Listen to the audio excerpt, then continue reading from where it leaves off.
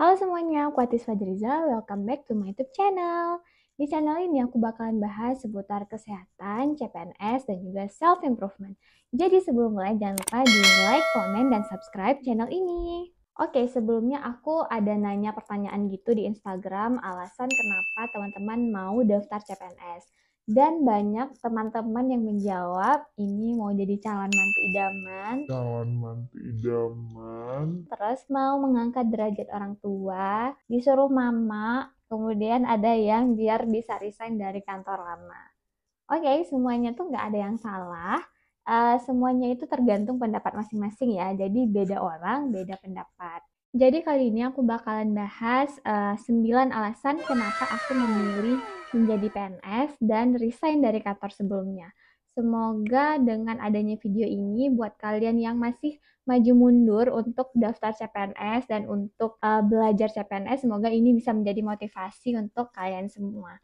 Dan satu lagi, aku bahas ini berdasarkan kesejahteraan dan juga ini pure opini dari aku. Ya, jadi ini berdasarkan pengalaman aku setelah 1 tahun menjadi CPNS. Setiap orang berbeda-beda dan ini adalah versi aku.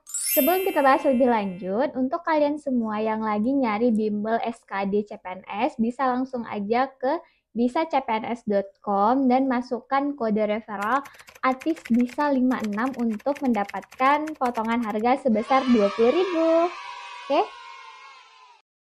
9 keuntungan menjadi PNS selain jadi menantu idaman.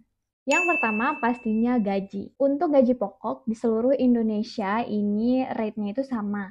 Kalau yang CPNS itu 80% ya.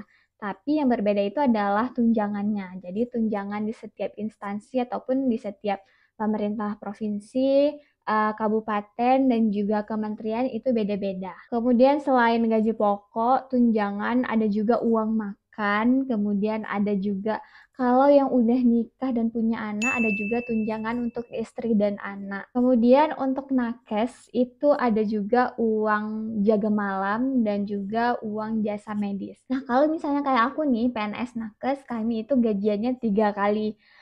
Apa aja tuh? Yang pertama gaji pokok di awal bulan, kemudian di pertengahan bulan itu ada tunjangan dan juga uang makan, kemudian di akhir bulan itu ada jasa medis. Jadi untuk teman-teman mungkin yang mau kaya raya secara instan, foya-foya, bergelimbangan harta, mau masuk PNS mungkin itu nggak bisa ya teman-teman. Tapi kalau misalnya teman-teman mau kehidupan yang cukup, insya Allah PNS ini udah cukup kali. Menurut aku di pekerjaan apapun, kalau misalnya kita gaya hidupnya itu tinggi dan juga nggak ada rasa cukup di diri kita, pasti nggak akan pernah cukup ya. Jadi kita itu udah bisa mulai menanamkan rasa cukup, rasa syukur di diri kita, sehingga apapun pekerjaannya, berapapun penghasilannya, insya Allah akan terasa cukup. Yang kedua, kepastian dan kestabilan kerja.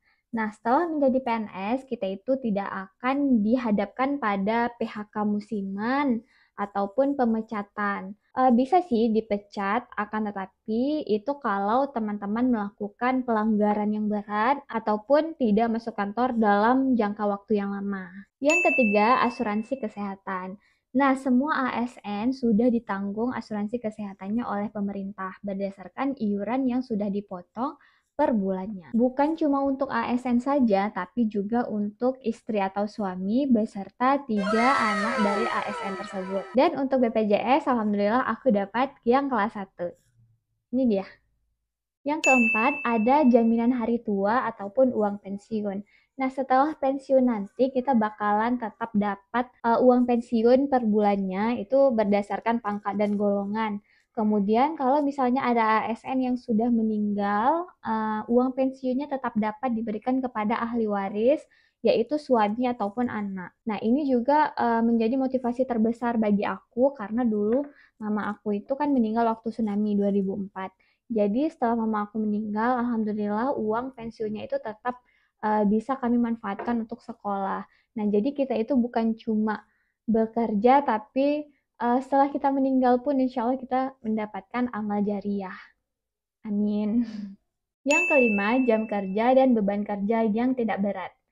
Oke teman-teman, jadi ini aku ingetin lagi kalau ini berdasarkan, opini dan juga pengalaman aku ya. Jadi menurut aku jam kerja untuk PNS itu kayak lebih pasti, maksudnya ya nggak mengharuskan kita itu untuk lembur setiap hari, kecuali di hari-hari tertentu kayak hari besar ataupun, kalau ada event. Apalagi untuk teman-teman yang, nanti bakalan kerjanya shift kayak aku, itu alhamdulillah kali pokoknya. Jadi kita tuh nggak bawa kerjaan ke rumah, kemudian kita itu sampai rumah ya bisa istirahat dan juga fokus untuk keluarga. Yang keenam, jenjang karir yang pasti. Jadi untuk KSN, kenaikan pangkat dan golongan itu secara berkala sekitar 3 sampai dengan 4 tahun sekali. Yang ketujuh, beasiswa dan pendidikan. Saat ini banyak kali-kali beasiswa yang ditawarkan untuk para ASN seperti AAS atau Australia Award Scholarship, kemudian LPDP, beasiswa pemerintah, dan juga banyak lainnya. Jadi ketika PNS, kalian jangan takut nggak bisa ngelanjutin S2, bahkan kalian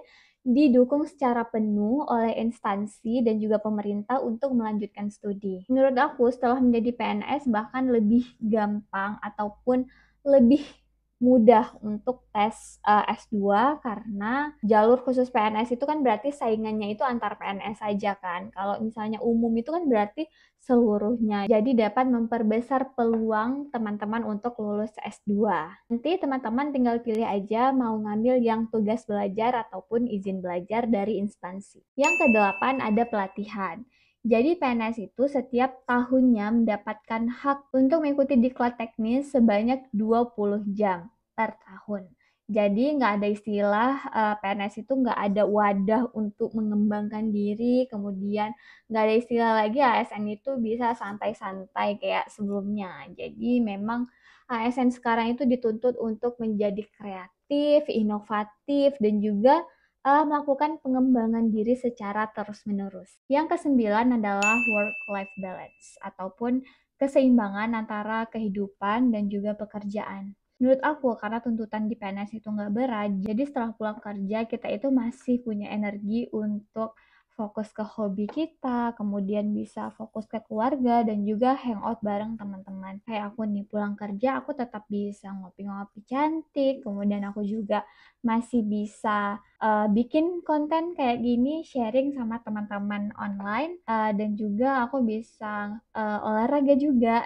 Oke, itu dia 9 keuntungan menjadi PNS. Jadi dari beberapa aspek yang aku sampaikan tadi, aku cuma sebutin yang enak-enaknya aja dan juga yang menguntungkan aja. Tapi yang teman-teman harus ingat, setiap pekerjaan itu pasti ada plus minusnya. Dan untuk teman-teman yang masih menganggap kerja PNS itu enak, santai-santai aja tinggal tunggu gaji, itu nggak betul ya teman-teman. Jadi saat ini nggak zaman lagi ASN yang malas-malesan. Apalagi yang tinggal tunggu gaji aja, cuma absen dan pulang, itu nggak ada lagi. Jadi ASN sekarang dituntut untuk lebih kreatif dan juga inovatif berdasarkan poin-poin berakhlak untuk mendukung kenaikan jabatan dan golongan lebih cepat. Nah, jadi ini pasti menjadi motivasi terbesar bagi para ASN untuk terus meningkatkan skill mereka. Apalagi saat ini para ASN harus mengisi target kerja dan juga harus mengupload bukti kerja setiap bulannya dan dievaluasi oleh atasan langsung. Nah, bukti kerja ini juga dipantau langsung oleh BKN. Ya, jadi nggak ada alasan lagi untuk calon ASN ataupun PNS sekarang berleha-leha dan bersantai-santai seperti sebelumnya. Oke, sekian yang dapat aku sharing hari ini. Semoga bermanfaat dan untuk teman-teman yang sedang berjuang, semoga Allah mudahkan. Terima kasih. Assalamualaikum warahmatullahi wabarakatuh.